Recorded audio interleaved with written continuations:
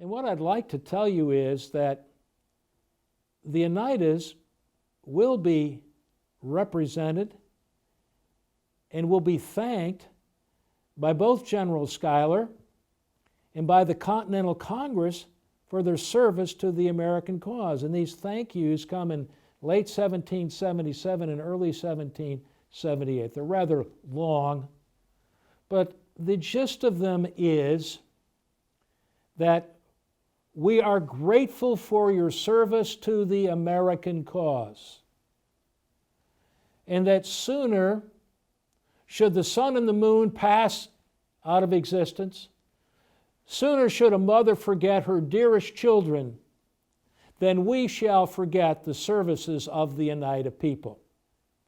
Very strong words, complimentary indeed. Well, it's not going to quite work out that way, as we're going to see in the end. I just want to make you aware of that. This is a situation of good and faithful allies, not formally, but in an informal sense, working together. For instance, some group of Oneida warriors led by Han Yeri will come to Valley Forge in May of 1778 and will get engaged in a battle. This particular contest involves the Marquis de Lafayette, who's in command, sort of a scouting. The British are controlling Philadelphia. We're going to scout. It's called the Battle of Barron Hill. We're going to scout the Philadelphia area like a reconnaissance in force. The British hit them from all sides. And Oneida warriors are part of the scouting group. And they will help delay the British, fight off the British,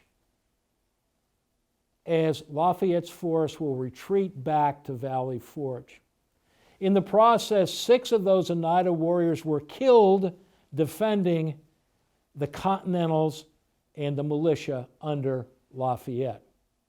One of them, an amazing individual by the name of Thomas Cinevis. I don't know how to describe Thomas to you, but I want to point out Indians actually are real people. They had real lives. Thomas was a peace chief.